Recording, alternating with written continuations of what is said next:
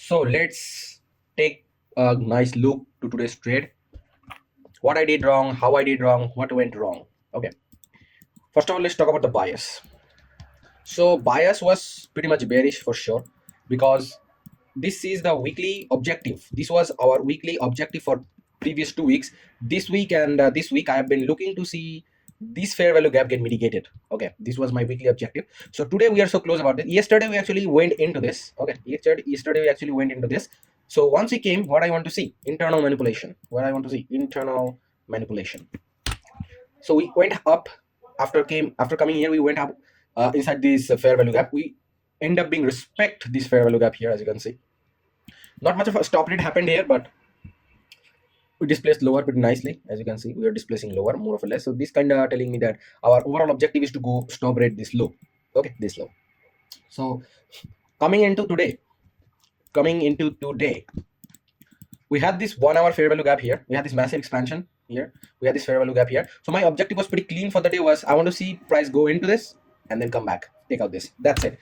I was quite bearish. I wasn't looking for any buys or anything at all. My overall bias was completely bearish here. Okay, so now the first trade that I found out today, I found out after I came into the market while it was expanding. Okay, so the trade was here. So 1 hour fair value gap, 5-minute internal manipulation done with the SMT. Okay, as soon as this 5-minute high got taken, we will be jumping towards 30-second here. Maybe it was this one. Wait, let me just open 5-minute here.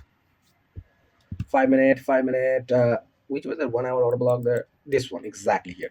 Okay, this here. So as soon as that 5-minute took, I jumped down. I jumped towards the 30-second, waiting for what? Waiting for expansion. Okay, big fair value gap, big candles breaking through some sort of high. Came here, instant push to the upside, chopping around this move. Look at this. We break through this low.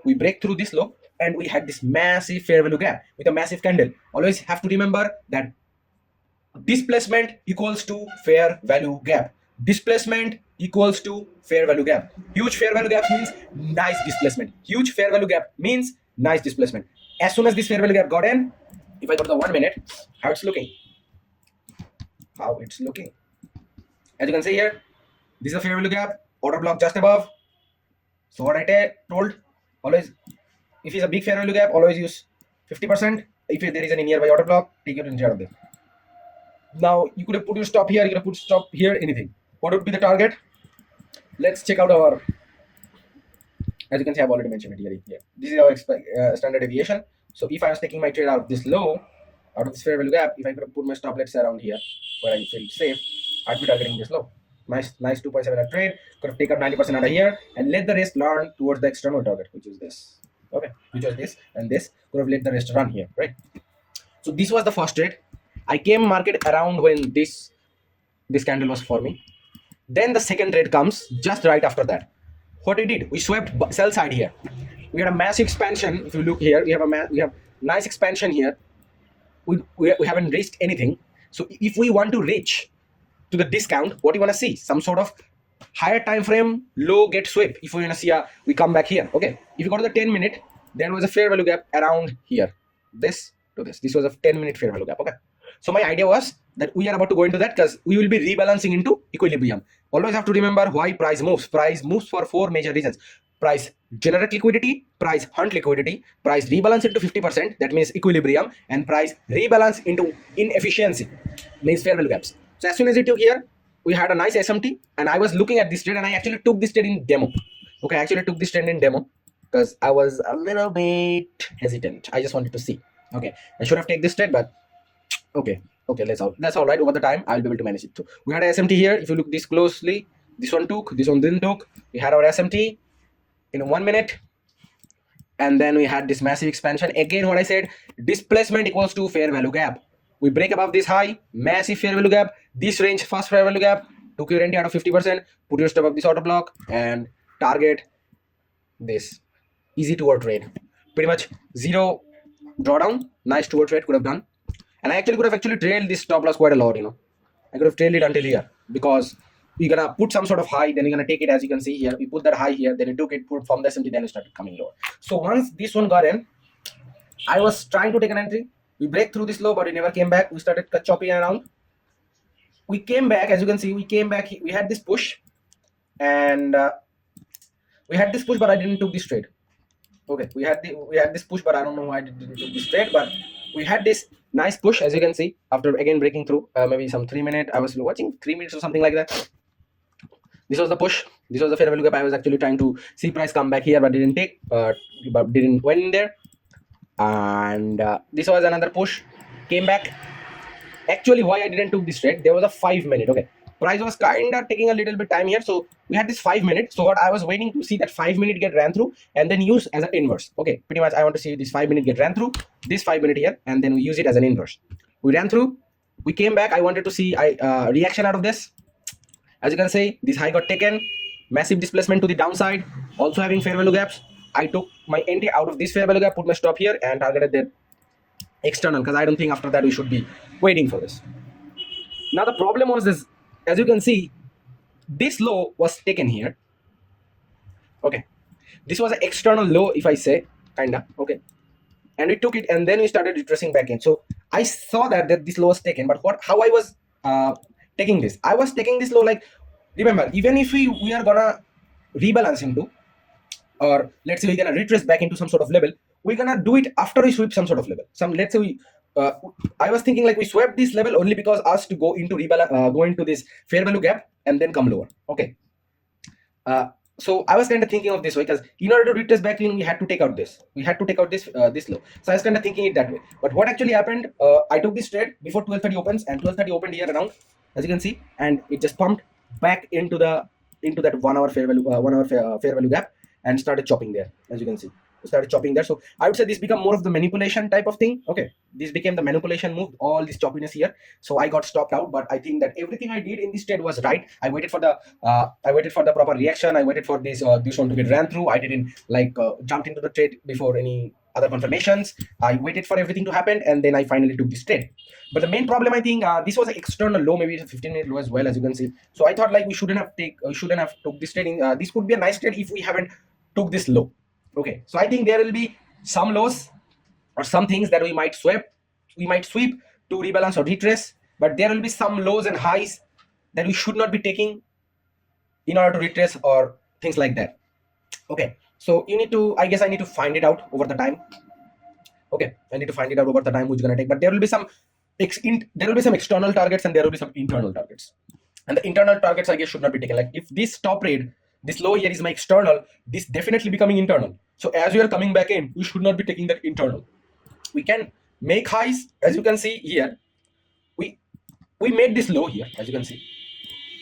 What I said, price generate liquidity, and then price hunt liquidity as well. What price did? Price created a low here, and what is this? Generated sell side liquidity. So this trade could be a nice trade if we could have took out this, not this, retrace back in, and then come back, because the internal target was mitigated. That's why we pushed higher, manipulated here, consolidated it, then we finally came back taking out this, right? So the problem is this one got so this is a very important thing I also need to write down today, is you always going to have an external target and internal target.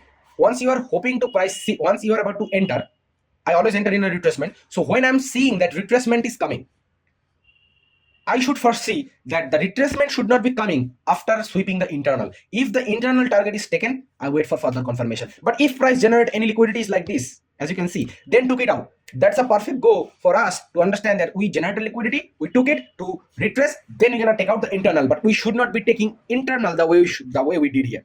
We should not be taking internal here the way we did. If that's what we did, then that's a no-go. I wait for further confirmation. Okay, took this one trade, got stopped out. Then I didn't took anything. Proper, nicely done. Was waiting for expansion. Was waiting for the displacement to come into my favor. This one thing that I was talking about, that I have to now learn how to use the turtle soup to actually enter. I find a way of turtle soup to enter. Like you always gonna have to see after turtle soup some sort of high get taken or some sort of fair value gap get ran through. If the fair value gap get ran through, that becomes inverse. That's your entry. If the high get broken, wait for the retracement to take an entry. But I guess you're gonna find the entry, because usually after turtle soup you're gonna see move like this, like pretty much straightforward moves. Okay, but these are important. I wanna see some sort of fair value gap get ran through or some sort of high get ran through after we put SMP. After this consolidation, we took out this high for another last time. Then we came back here, displaced a bit. Then we again push higher. Now here, as you can see, this high was taken here in Euro JPY, and USD JPY didn't do what it forms. SMT in our direction. Now I want to see what some sort of fair value gap get ran through. Where is the fair value gap? This one. As soon as this candle close here, this is your entry inside of that inverse. Where are you gonna put your stop? Always gonna be this high, because this is the most perfect where to put your target, because this is the most protected high. This should not be breaking. If this breaking, that means there's something wrong. Okay, and target was definitely this. Okay, so this was the entry that I should have taken, but more or less I am not still experienced with this kind of move.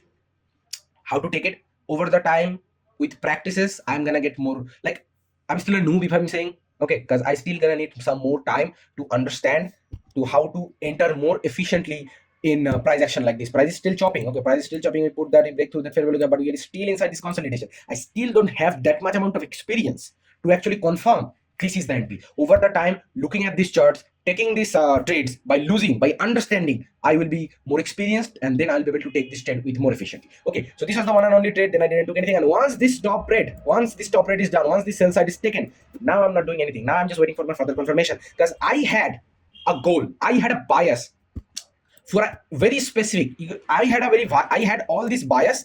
My bias was only on bearish until and unless we take out this sell side. Okay, once that sell side is taken, that means our objective is completed. Now I just wait for further confirmation.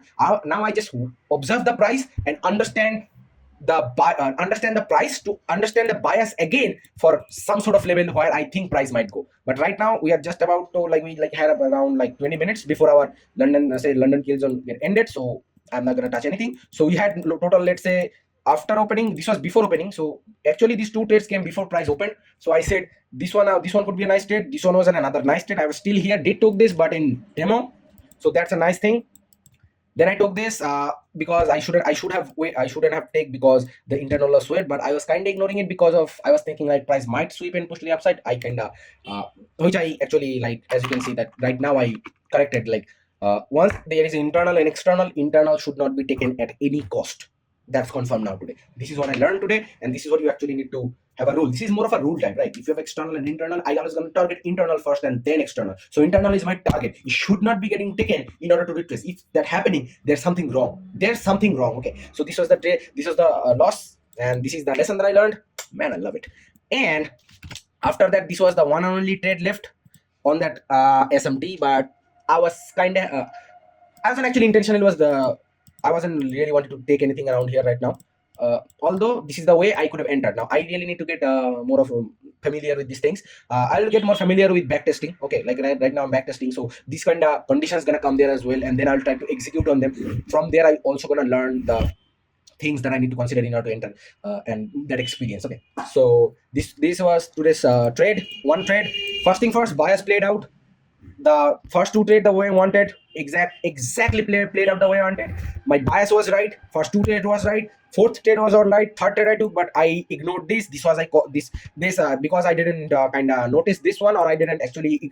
I can say I ignored this. So this is why I took this loss, and I also learned from this loss. So learned from my loss. Bias played out overall.